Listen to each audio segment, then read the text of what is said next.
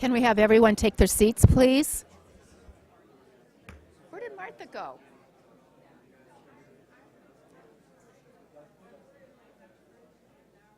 Martha?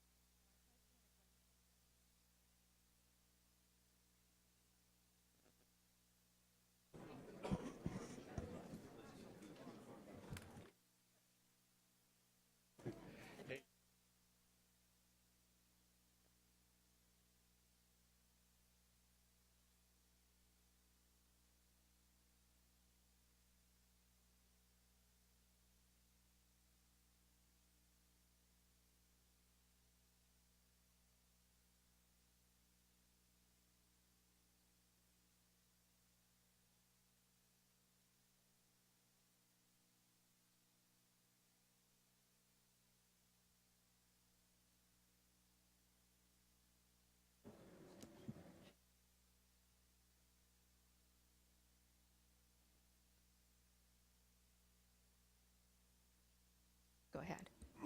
Good morning. I'm Karen Ross, Secretary of the California Department of Food and Agriculture. It's good to see so many faces in the room. Obviously, the topic for today's workshop is an important one, and one that is intensely personal and compelling for many, many people.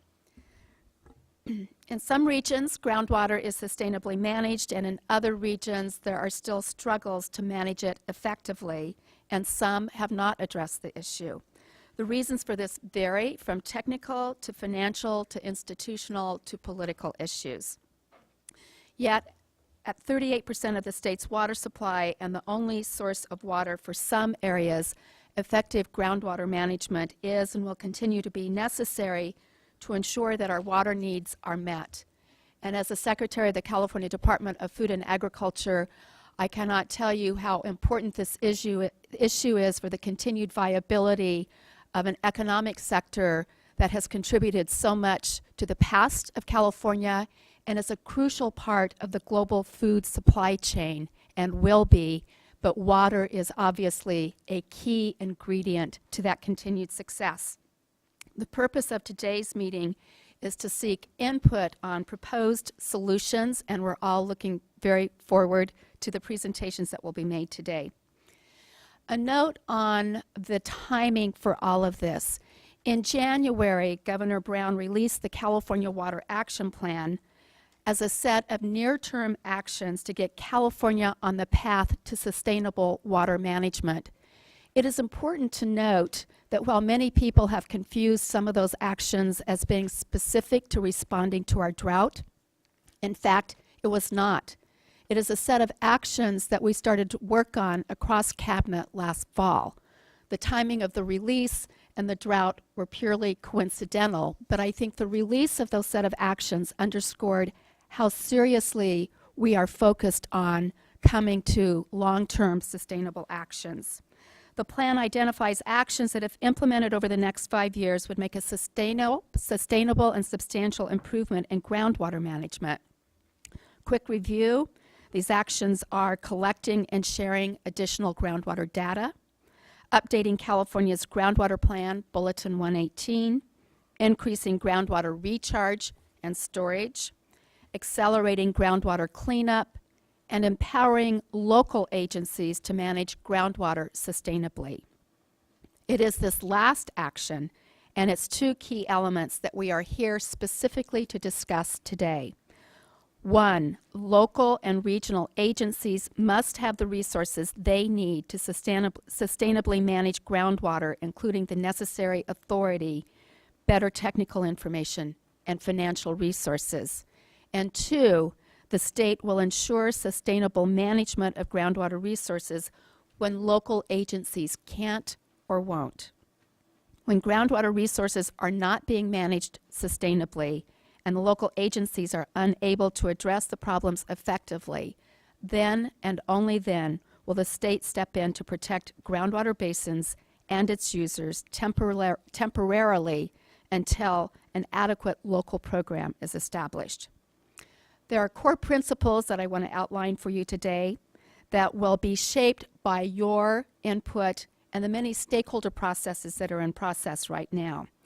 The administration welcomes ideas that conform with these core principles. Groundwater should be managed at the local or regional level. We recognize that every basin is different and solutions must be tailored to the basin and its users. Groundwater should be managed sustainably. We are all here because of what others did before us, and we are all obligated and take it as a privilege to plan for and implement actions for future generations as well. California is a special place. We owe it to pay it forward. The state's role should complement the goal of local sustainable groundwater management. To date, we have had a kickoff meeting in mid-February with stakeholders to seek input on legislative proposals. Our first workshop in mid-March was held where we heard a variety of possible solutions to these problems from a wide range of stakeholders.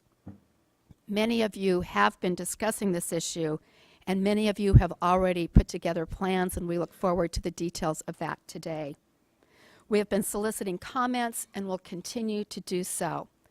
The governor urges us to continually do outreach and be inclusive in all of the stakeholders who have an interest in this topic.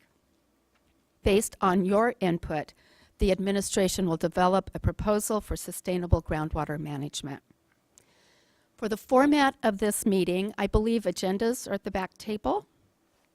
After we conclude with this welcome and my panelists to introduce themselves, we will give a brief overview of what we heard at the first workshop, and that will be done by the State Water Board staff. Karen, thank you for doing that. And then our panelists will present their proposals for how we can sustainably manage groundwater. After the presentations, the state panel here and our review panel, which is an added element to today's workshop, will have an opportunity to ask questions of the panelists. We estimate that this part of the workshop will go until about 12:30. At that time, we will break for lunch so you can all digest the volume of information you're about to hear.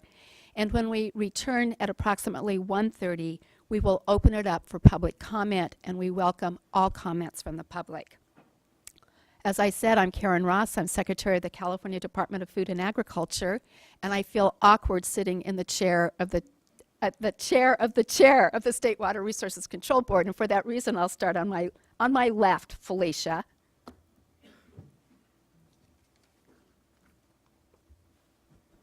Felicia Marcus, Chair of the State Water Board, and I'm very happy to be here viewing everything. I'm really looking forward to the day, and thank you for all the good work people have done, not just preparing for today, but engaging in this real community of California conversation over the past number of months. It's really been impressive to see the amount of intelligence and heart people have been putting into it. So I'm just looking forward to the day. Thanks very much. And you look really good in that chair. Debbie Davis, Governor's Office of Planning and Research, and I also just am so impressed that so many people are here from such a wide swath of constituencies, and I'm looking forward to a really constructive conversation. Martha Guzman, Governor's Office.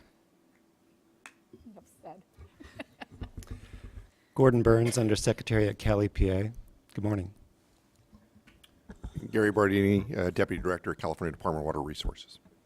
Can I also add that with us today, in addition to staff, is board member Steve Moore, who he and I may trade seats periodically during the day, but we'll both be here. Yeah, and I see Fran's here And- too. Well, I didn't even see Hi, Fran. So Fran Spivey-Weber is here as well. Great, thank you. I would like to welcome and thank our review panelists for being with us today. From Agriculture, we have Frank Clark, who is the Director of Division 1 of the Oakdale Irrigation District. Personal note of privilege, he's also the father of one of our newest ag commissioners, Greg Clark from Napa County. County Supervisor Ken Vogel, welcome Ken, it's good to see you again, who's supervisor from San Joaquin County, a good agricultural county I might note. For environmental justice perspective, we have Laurel Firestone, who I've worked with often, and I'm welcome to the panel today. Laurel is the co-executive director of Community Water Center. Representing environmental perspective, I welcome Maurice Hall, who is the director of the California Water Program for the Nature Conservancy. And from the Groundwater Resource Association welcomed Tim Parker, who's also president of Parker Groundwater. I bet that's a consulting firm, right? Or an engineering firm. Ah, very good. Lots of expertise on our review panel. Very quickly, some logistics I want to run through. Copies of the agenda, as I mentioned, are on the back table. The times on the agenda are approximate. We'll try to keep as close to that as we can, but recognizing the importance and the interest of this topic, obviously that might go outside the boundaries a little bit. Any PowerPoints will be posted on the State Board's website. And finally, a word about public safety. Please note where the exit signs are. In the event of some sort of evacuation procedure, you will go to one of these exits. I'm sure State Board is trained on helping us get to the right exit doors. And they will, please take your valuables. For me, that's my purse.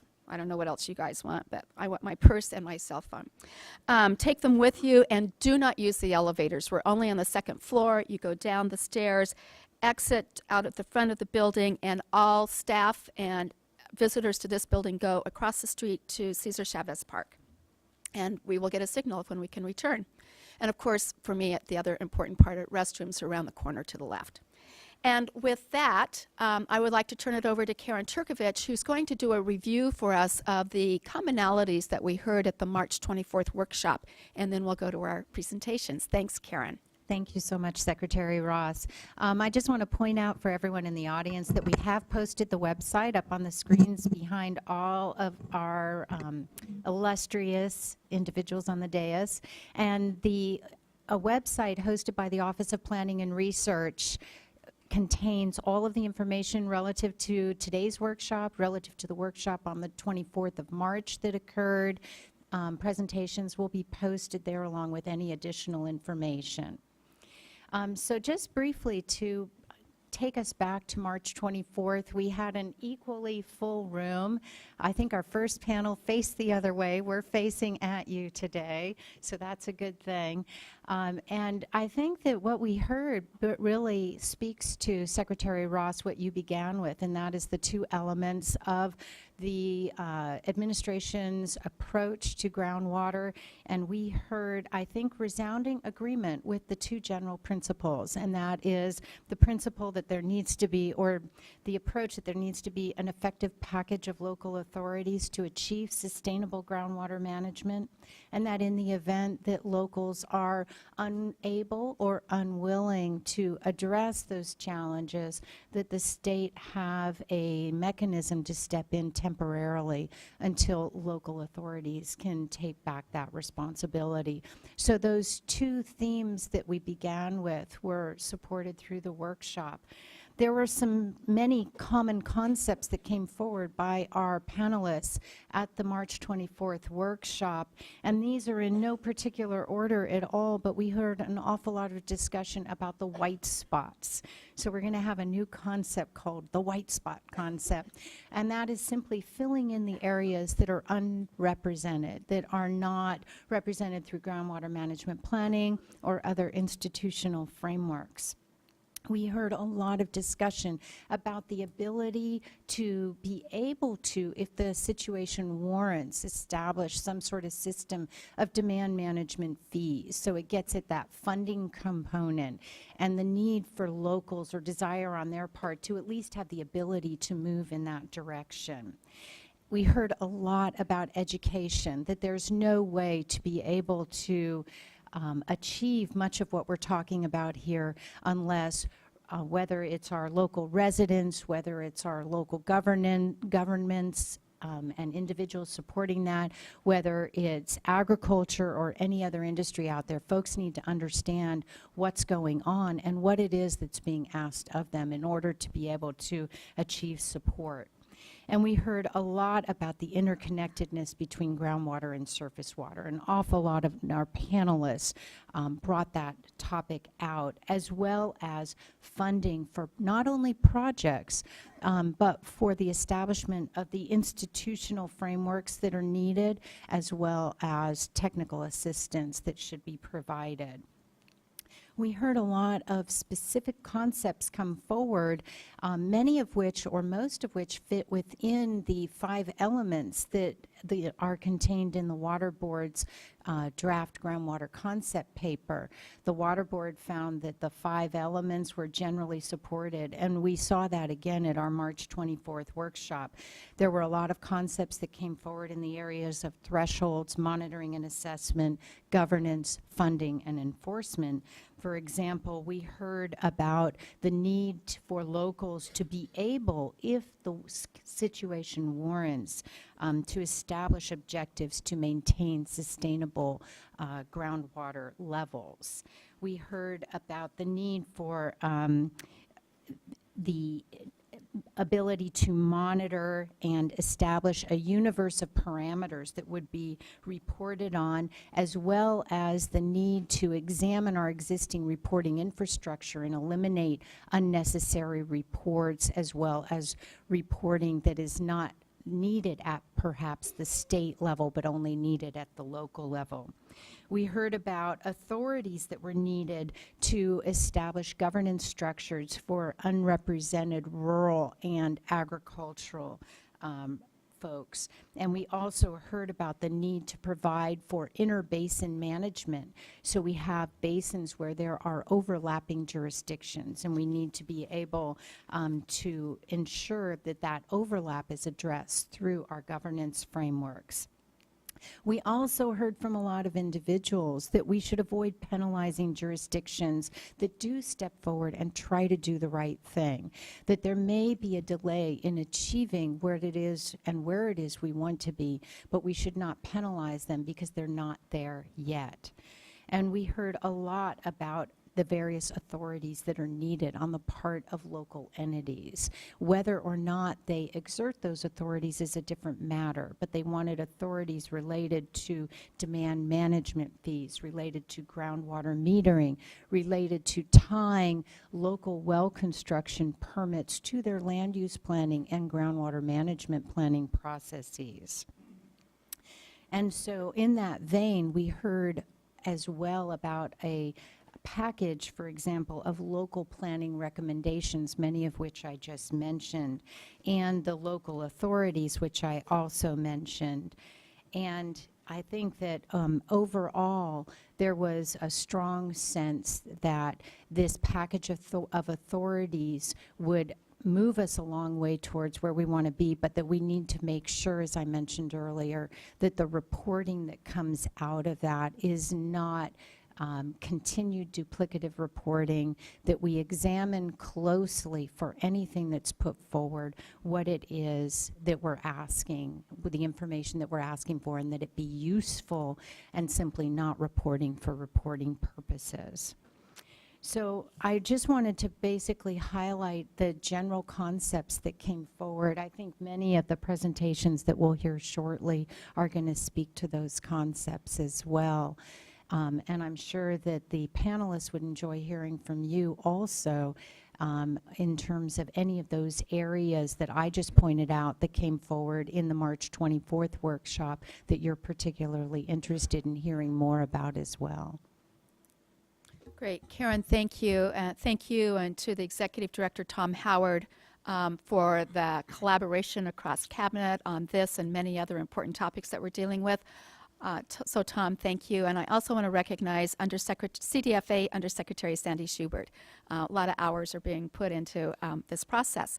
And with that, I think we're ready to begin our presentations. May I please note that we're almost 4 minutes ahead of time. But don't feel that you have to use all 4 extra minutes. And I'm going to go a little bit out of order here because I understand, Mr. Reeve, that you're not feeling well today. But I will introduce all of you, and then we will start with Robert today because he's not feeling well, and then we'll go back to the order as listed on the agenda, if that's okay.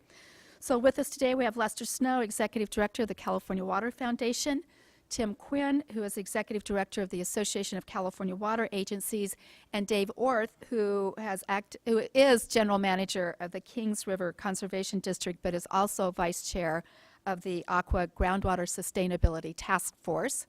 It rolls right off the tongue very easily. Jonas Minton, who's the Water Policy Advisor for the Planning and Conservation League, and Robert Reeb, who's Executive Director of the Valley Ag Water Coalition.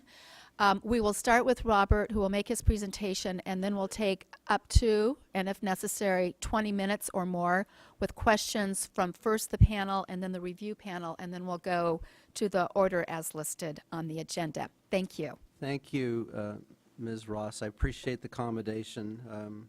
I hesitate to jump ahead of such a impressive panel of gentlemen here, and but I appreciate the accommodation.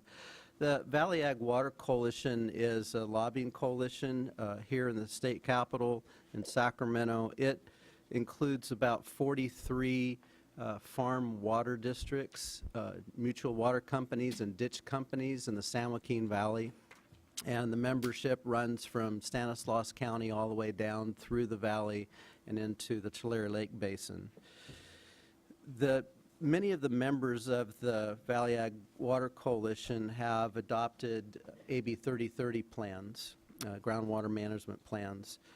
And while they've been commonly adopted throughout the state, certain provisions of AB 3030 are difficult to understand or administer, have not been tested by the courts, and we believe do not provide local agencies with the confidence necessary to make use of certain powers that AB 3030 and the legislature intended those agencies to have once they adopted a groundwater management plan.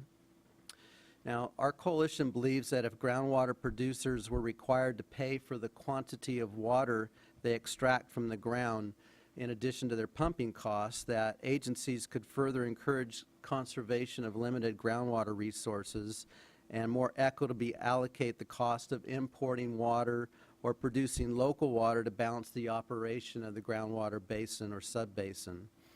The latter includes, but certainly wouldn't be limited to, stormwater capture, groundwater recharge, recycled water, and projects that treat contaminated groundwater. And on much of the west side and down through the valley, as you may know, we have perched groundwater that's hypersaline. It's captured and held in place by clay layers, and at this point in time, we have not been able to develop a solution to addressing that. But there's some emerging technologies that many of our members are working with, and they do hold some promise for being able to treat that perched hypersaline groundwater and, in essence, produce new irrigation or drinking water. Now, it was the intent of the legislature to provide agencies that adopted an AB 3030 plan the power to levy replenishment assessments on groundwater producers, as well as general assessments on those producers to cover the operating costs of the groundwater management plan.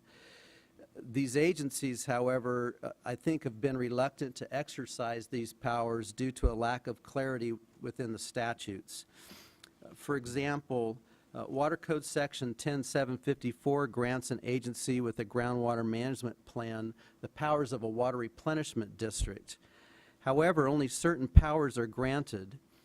Generally speaking, those powers include the ability of a water replenishment district to adopt a replenishment assessment chargeable on an equal per acre foot basis, charged to the producers within that district, whether either a condition of overdraft or groundwater contamination is determined.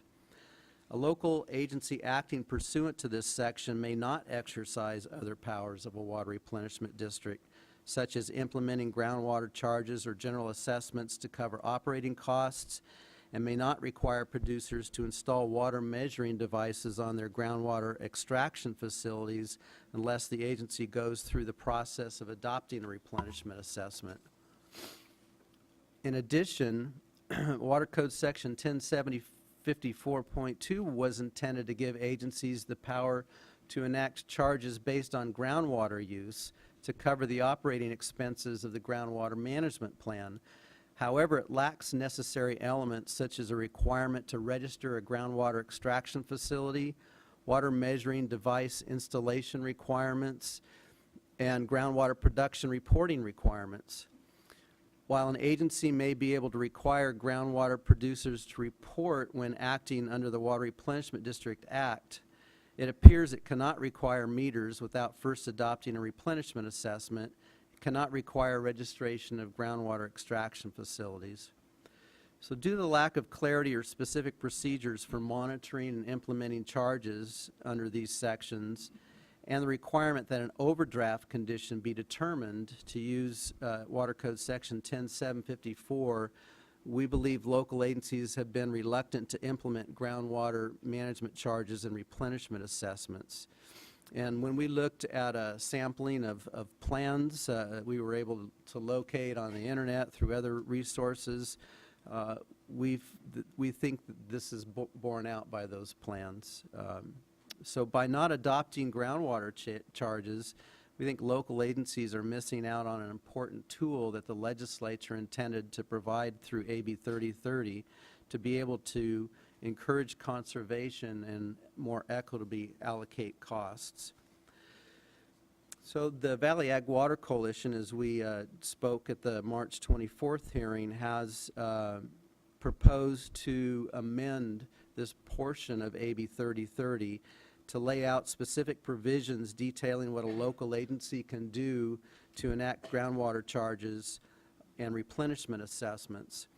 The amendments create a new source of funding, and it makes the process for acquiring that funding more simple and clear, and thus, we hope, less open to challenge in the courts. The benefits of amending these provisions of AB 3030 are twofold. First, local agencies will be able to acquire the funds to both purchase replenishment water and operate and administer their groundwater management plan. Second, the charges will provide a valuable incentive to groundwater producers to efficiently use groundwater. Under the Water Replenishment District Act provisions incorporated into AB 3030, replenishment assessments are required to be equal per acre foot pumped.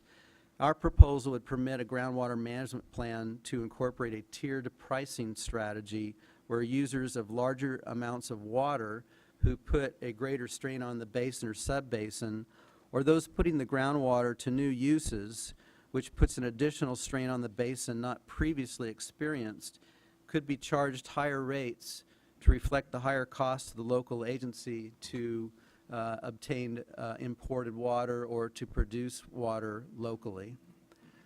These groundwater charges could only be imposed under our proposal and consistent with existing law after the local agency complies with the process to adopt or amend the groundwater management plan, which includes transparency and due process by providing for various hearings and the opportunities for landowners to reject through a majority protest process, in addition to the majority protest process otherwise provided under Proposition 218. We are eager today to engage in the broader reform effort as evidenced in the presentations that you'll hear following my own.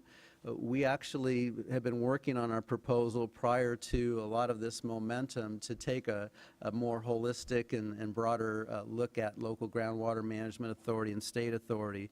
So by no means are we suggesting that this is the only thing that needs to be done, but we feel it's a very important part in conjunction with state financial assistance through water bonds or other means to give local agencies the financial ability to actually get involved in active groundwater management and maintaining those basins on a sustainable basis. Thank you. Very good. So, panelists, questions, comments?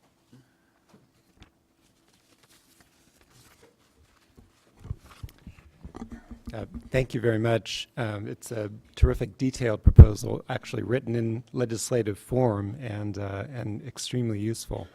I was wondering if you could talk a little bit about whether you modeled any of the provisions for tiered pricing or metering or anything after existing practices or existing special act legislature, because there are obviously districts out there that are engaged in this sort of thing successfully, and so to what extent did you borrow from their experiences or their special acts? Yes, the language that we have prepared is largely taken from the Water Replenishment District Act. It takes those sections in the Water Replenishment District Act where we believe there is experience and precedent for the operation of the statute, whether it be well registration, well production statements. We also incorporated into our proposal the ability for the local agency to seek injunctive relief, which is afforded to the Water Replenishment District Act. And this injunctive relief authorizes the Water Replenishment District Act to go to court whenever a groundwater pumper fails to provide its well registration information, provide its water production statement on either a semi-annual or annual basis, or refuses to timely pay the replenishment assessment. So not only do we have the provisions that would provide the authority for the local agency to compel a groundwater producer to provide information, but we also have picked up the authority in the Water Replenishment District Act to give the local agency a clear path to enforce those requirements.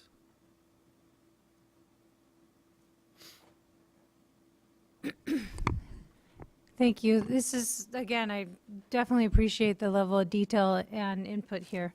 One question that is a little, since you're focused in one element, but I wonder your perspective on how to deal with the white spots and the governance structure of giving this type of authority in order to keep it more public, and I know you have some constraints on the information being private. So can you talk about how you have that representation? Yes. Again, when we drafted this proposal, we were doing it within the current construct of AB 3030, which applies to local agencies that provide water service or may provide or authorize to provide water service but may not be doing so. We recognize in the definitional provisions of what a local agency is that not only could there be the so-called white spots, but it also could, you could have different types of white spots. You could have, in some of our irrigation districts, the cities are actually covered within the boundaries of the water district. In others, they are not. In addition, we have investor-owned utility water corporations in a lot of places in the San Joaquin Valley that provide water service that are not subject to Proposition 218 because they're regulated by the CPUC. And we also have mutual water companies, which are not largely nonprofit but private corporations. So in looking at that, we felt that it would be necessary to expand on who can do an AB 3030 plan. We think that while it's not specifically pointed out in the law, that cities and counties would fall under the current definition because both can provide water service, even though they may not be doing so. Counties through county service areas and that law. Cities, of course, fairly obvious that they have that authority under their police powers. So we may have to look at specifically expanding either the joint powers authority to allow, and for this particular purpose, corporations to participate where they may not be able to do so under existing law, or allow them to participate through memorandum of understanding, which are legally enforceable documents as well. So definitely, I think that you'll hear suggestions and recommendations today that these groundwater management plans cover a sub-basin or basin-wide basis, and in many instances you're going to have multiple overlying jurisdictions. So that's going to be a key piece going forward here with everyone here in the room to figure out. But we think the easiest approach is through a joint powers authority, and we're still trying to figure out how to get the water corporations involved at the table.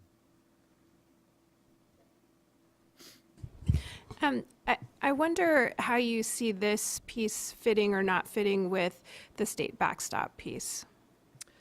Yes, well, one would hope that if AB 3030 is reformed or added to or fixed, if you will, to address a lot of the current issues on the ground in these groundwater basins, that this financing piece would enable a local agency to actually implement a plan rather than having it sit on the shelf. So if they're able to impose these assessments and raise money to actually recharge the basin through, imported water or the other means that I indicated, then we should never have to get to the state backstop.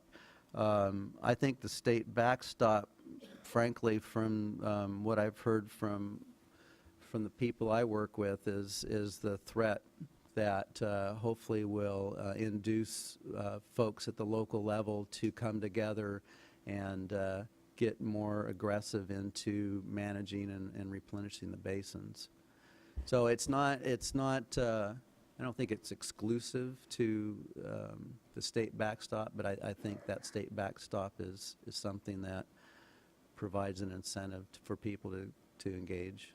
And actually, more specifically, the element where you would allow for a protest procedure on the plan. So if you're a district trying to comply, and then you have your landowners who vote not to adopt your plan, that's the piece I was.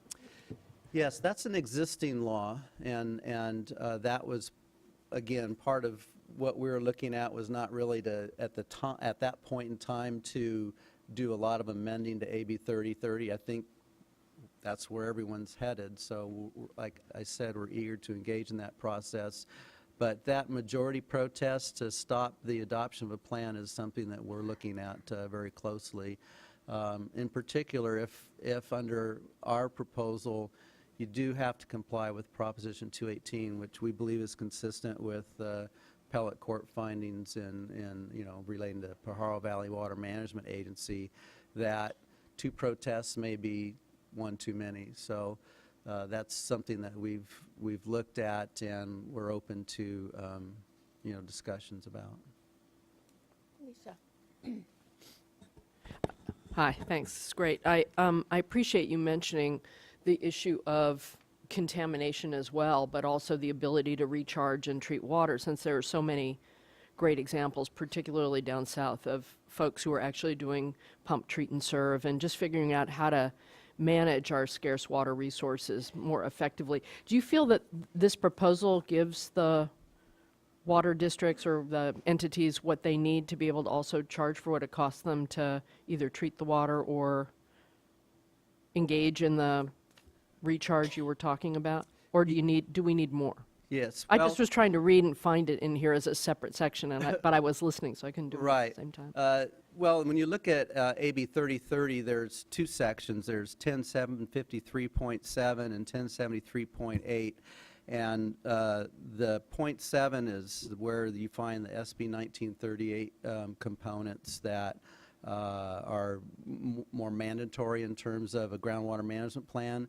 And the other section is, and I may have them reversed, but the other section is where the law sets forth the various components that can be included in a plan. And again, we're looking at that to see if there needs to be greater specificity. But we believe that under current authority, the groundwater management plan we envision would include a suite of projects and programs that would be included kind of on a sliding scale from easiest to implement and the most cost-effective to something that's very expensive. For example, we would look to include on-farm and distribution system best management practices and water use efficiency measures, whether they be, piping the system, lining canals, improving IMS capabilities and things like that as being kind of the low-hanging fruit that's not too expensive, going all the way up to a treatment plant that would take perched hypersaline groundwater and treat it to the point where it's capable of being used for drinking water in some of these disadvantaged communities that could really use that, and or irrigation water. Those projects are fairly expensive. I mean, they could be in the $1,000 to $3,000 per acre foot range. So there's an incentive, we believe, in preparing a plan and in assessing a fee to have a graduated step, a capital improvement plan, if you will, that would be set forth in the groundwater management plan that you would then tie your assessment to. Because under Prop 218, the assessment has to reflect the reasonable cost of providing service. So there's going to have to be a sufficient level of information on projects and programs in the groundwater management plan to justify and to be able to survive, potential legal challenge as to the assessment, particularly when you're looking at a tiered rate. And we envision the tiered rate as more groundwater is pumped, it likely moves you up in the hierarchy of those projects and programs that are more expensive. So that's where we see some of the tie-in under the tiered rate. Yeah, thank you, Robert. Just a couple things in the proposal. How would you perceive, or how would we move forward with the actual data management in managing under the proposal? And what would you see as the technical assistance role that the state may need to provide and to facilitate it? Yeah, we would hope that, maybe preface my remarks by saying that the Valley Ag Water Coalition has very strongly believes that well completion reports and the information therein should remain confidential. So when you look at our proposal, we would require not only the groundwater extraction facility be registered with the local agency, and that would be held confidential. And also the water production statement would be considered as utility usage under the California Public Records Act, and that would be confidential as well. We would then roll up that information in a basis that would not identify individuals or properties, and be able to use that information in our planning and modeling and such. So from the basis of state technical assistance, I don't think I've heard our members talk about technical assistance as much as financial assistance. Early on in a lot of these areas, and I would compare it to the Water Replenishment District of Southern California, who happens to be a client of mine here in Sacramento. They have, adjudicated basins that they overlie, and the pumping rights have been allocated. So they know what the safe yield of the basin is. They know that the pumping rights exceed the safe yield, and that's why they were created to do the replenishment. When in most of the basins that we're dealing with and sub-basins are not adjudicated. So a lot of the infrastructure that the Water Replenishment District has down there, in terms of, they've got 300 monitoring wells throughout their 420 square mile area, and these monitoring wells monitor each aquifer layer below them. There's a lot of data information they have that the local agencies today outside of an adjudicated basin don't have. So I think in terms of startup costs and being able to move, whether it's 20 years or 30 years or whatever it ends up being, towards sustainable management, that some initial financial assistance may be necessary to set up the infrastructure to be able to get to the point where we want to, get into replenishment activities. Before I go to the panel, I want to ask a question, because the issue of fees is always a hot button for the farmers of the state who have them at many, many different places. And I know that your districts all tend to have a lot of agricultural landowners on your boards of directors. So I'm very interested in knowing how you've vetted this proposal within the agricultural community, maybe even beyond your own boards of directors, who obviously were a part of this process. Yes. In early February, we shared our proposal with the California Farm Bureau Federation, the Western Growers Association, and the commodity groups. And we have had several conversations with my colleagues, my counterpart lobbyists up here, and they have vetted it with their members, and we've offered to come down to Visalia or Bakersfield and sit down with a group of folks. It's actually been, beyond that, vetted quite extensively amongst our members, because this proposal came to us from the Semi-Tropic Water Storage District and really hadn't been vetted even amongst the Valley Ag Water Coalition members. So it took us about 30 to 45 days to get through that process, and it's still being discussed and looked at amongst our membership. So that's where we've been to date. We've shared it with Association of California Water Agencies, California Water Foundation. Many of the members of the audience after the March 24th asked for it, and we shared it with them. So we're trying to get it out to as many people as possible, because we're not under any impression that we're perfect drafters and we've thought about everything. Thus far, I think it's been well received within the production ag community. There's I think, a growing realization that while it's uncomfortable to talk about new charges and fees, particularly given the farm economy this year, it's something that's going to be necessary. Great, thank you. Okay, you can have the last question before I go to the review panel. While Gordon is taking over the microphone, there's a limitation on how many additional chairs we can add, so if anybody has an empty chair or you're just using it to hold your briefcase, let the people who are standing know. Thank you. Gordon, last question. You mentioned earlier, in the context of tiered fees, a desire to try to be able to address new uses, and I wonder if you could elaborate a little bit on the problem that you're trying to address there and your proposed solution.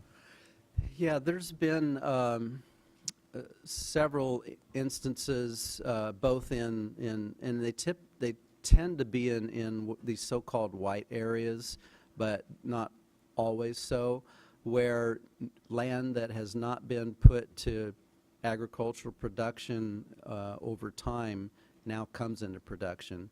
And there's an economic incentive, certainly, and we're talking about, almonds, pomegranates, wine grapes, table grapes, these high-value crops that, of course, we've been encouraging growers for the last 30 years to move toward.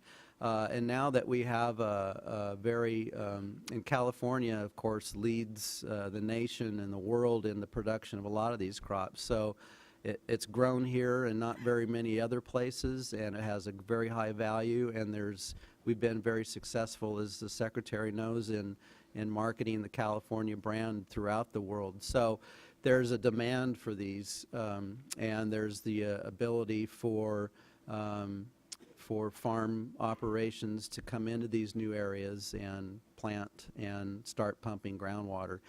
That's what we're looking at in terms of new uses, that we would use a tiered rate in theory to encourage those sorts of operations to come into existing productive land that may be underutilized or utilized for a lower value crop, and plant there, and not necessarily have significant new pumping impact. Thank you. To our review panel, questions, comments? Did we cover it for you? Frank Clark and then Tim Parker, please.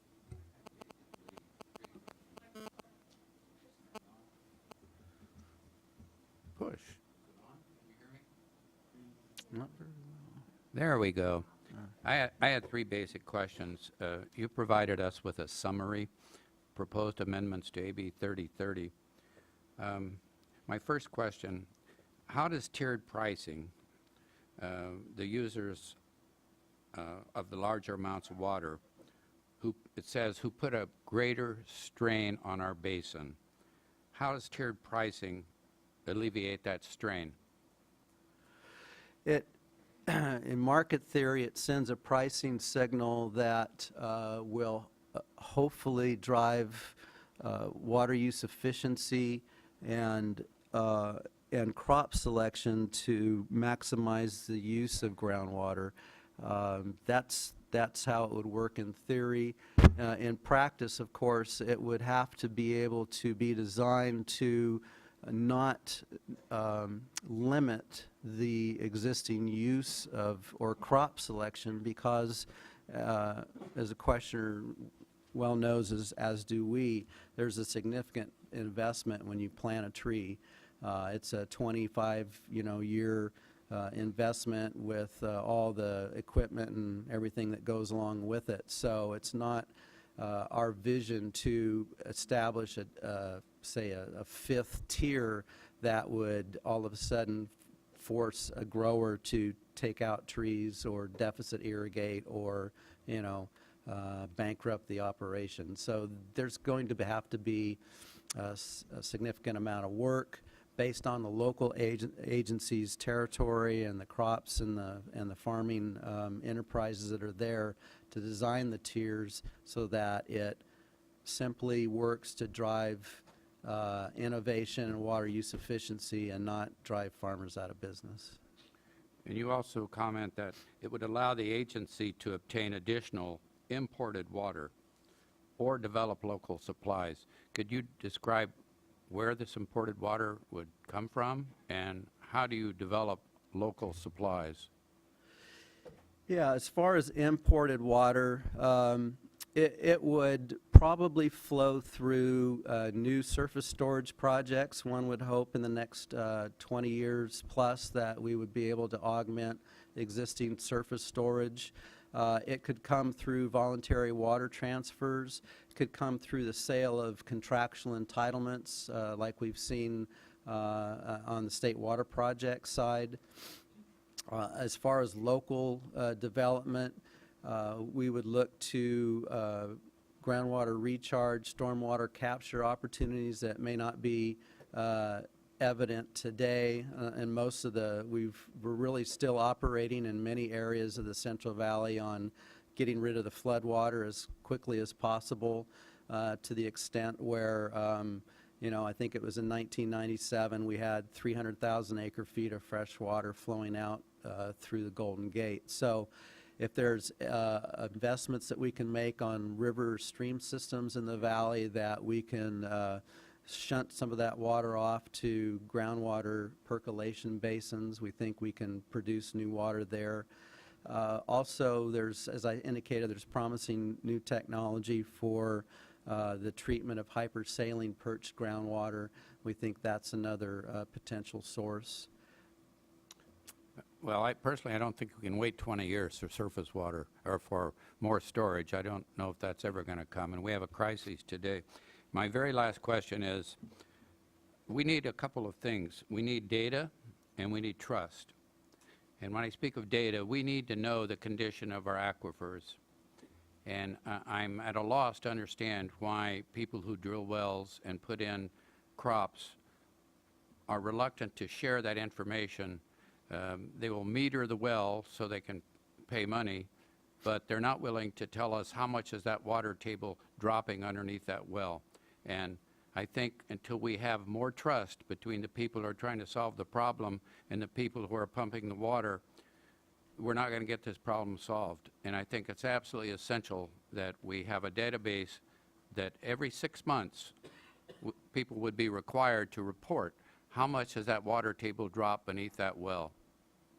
Thank you. Okay, I think I'll take that as a comment and not a question. Tim Parker, please. Well, I'm with you. And actually, I'm here as a scientist. And so I appreciate Robert's presentation and his approach to amending the water code. I've heard this in many different basins, the idea that under AB 3030, you have the ability to act as a water replenishment district, but the the requirements are pretty onerous when you look at them, all the work you got to do, and all you need to do is go down, drive about 400 miles south and talk to Ted Johnson or one of the folks at the Water Replenishment District of Southern California, and they'll tell you that. And it's not a, it's a lot of work, but you know, they're managing the basins pretty effectively. And my observation is that, and I will get to a question, is that the effectively managed basins have pumpage metered, the large-scale pumpage metered. And I'm just wondering, it says may require in your water code section. I'm wondering why it says may. It says may because we've decided that we'd rather give local agencies the tools and the options. We envision that they will likely require them, but to mandate them, we thought right out the gate would simply impose a one-size-fits-all approach that may not be necessary in certain basins or sub-basins, certainly the ones that aren't experiencing critical overdrafts. So that's why it was to get us an opportunity to get this thing signed into law and through the legislature, and to give the tools to the local agencies, and then let them work with their local growers and cities and water corporations in terms of requiring it instead of it being permissive. And just a quick follow-up on that, if it's okay. Okay, that's fair. I guess I'm still concerned that if it says may, that it really won't lead to broad information being collected and having the science that you need to really understand, and the transparency that goes through the whole basin as well as the state. But the other question is, how do you see this addressing the land use connection and putting in future wells and tapping the resource? And is there a thought about how you're going to deal with that? Yes, to your first question or follow-up, one option that a local agency could use instead of requiring the registration of wells and data, they could simply adopt an assessment and implement and develop a groundwater monitoring system that was owned and operated by the local agency or JPA that would provide similar or better information than relying on a sporadic placement of groundwater production wells throughout the boundaries of a basin or sub-basin. So there's a way to get the monitoring information from both a quality and quantity standpoint without compelling private well owners to provide that information. That would be my response there. As far as land use, we did not move into the authority of cities or counties or water agencies to regulate the installation of new wells or new pumping. AB 3030 does authorize a local agency to do so once it's reached a certain point in time in determining that there is overdraft, and to be able to quantify it. So they would have to go through a groundwater management plan preparation, implementation, go through the fee process in order to raise the revenues, and at that point in time, which again is somewhere on a time continuum, they have authority under AB 3030 to restrict pumping. So this is very narrow again. It doesn't get into city or county authority, and again, we're certainly open to engaging with others on that point. Great. About 10 minutes maximum. Any other questions? Laurel, you had your hand up first, and then Maurice, and then we'll move on. Yeah. Okay, hopefully I won't have a coughing fit, so I apologize in advance. Yeah, this is extremely helpful, and I think it, certainly some fee, thank you so much. Some fee authority is going to be a really important component of the solutions here, so it was nice to see it fleshed out. And one of the concerns I have is looking at this you know, a lot of a lot of low-income residents rely on individual wells for their drinking water, and it seems like based on this that there would be also the obligation for each individual well owner to have to register and provide their metering information for even domestic wells that are for basic human needs, which certainly may be necessary and appropriate as part of this. I'm worried about, though, the ability to have high fines and actual injunctions for turning off individual domestic wells if they don't register or report metered information, and also the language around a tiered rate being per acre foot, making sure that there's some ability to have a lifeline or exemption for very low water users for basic human needs seems like an additional component that should be clarified in the law, given some of the challenges around Prop 218 for allowing for lifeline rates and very low use exemptions or subsidized rates for that scenario. So I'm wondering if that was part of, if that's something that you're open to, and if that's something that was part of the initial scope or vision with this proposal. Yes, and we probably envision not requiring these types of registration and metering on these smaller wells. Again, it would depend on the sub-basin or basin as to the proportion of the groundwater pumping that was represented, but we don't see that in most of the areas that we serve as a significant use. And so one of the options that we would look to is to establish a floor, if you will, below which, like my parents in rural Dixon have a well, but they're certainly not, they're certainly not impacting the basin like the growers are or the cities. So I think we would look to, if it's not clear in our proposal, to provide that direction.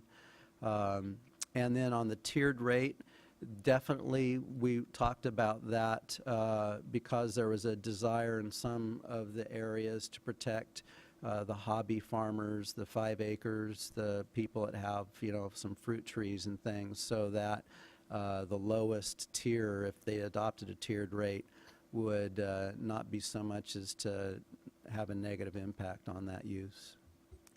Last question, Maurice. Yes, I'll add my compliments to the others on your progress here. I think the input from your community is very critical in shaping a solution that's practical and will work. Most of my questions have been answered, but I guess one is, I think the proposal you have, the fees and the tiered pricing, a flexible pricing structure certainly are part of a solution. I just wonder if you see this as being one incremental step in a more comprehensive process, or do you feel like this proposal is sufficient to get where we need to be? Well, I think we view this as simply what we would hope would be to fix the ability of a local agency to raise local revenues. And so this is designed to provide them with a clear and we believe legally defensible path forward. It certainly doesn't get into the other areas of AB 3030 that bear some investigation and some reform that you'll hear from Aqua and the California Water Foundation. We've actually begun amongst ourselves and the Valley Ag Water Coalition talking about those other areas and anticipating that there will be legislative proposals to make significant changes in the other parts of AB 3030 that we did not get involved in, and we've begun those conversations amongst ourselves. Very good. Thank you, Mr. Reeb, and I hope you're feeling better soon. And I hope you didn't infect any of us either. Sorry, Jonas, but you're sitting there. I'm sorry, Ken? I did have one question. Okay. And I just wanted to clarify something I thought I heard. We were talking, and I compliment the coalition for thinking this through. The thing about water fees and the fees for usage. As a farmer, I know those could become onerous. And I think I heard that we want to, for their proposal, finance some of the improvements and things like that through the fees. But I'm also hearing, I think I want to clarify, that there's a big part in this for the underground water storage that could be financed by state bonds. Is that what I did here?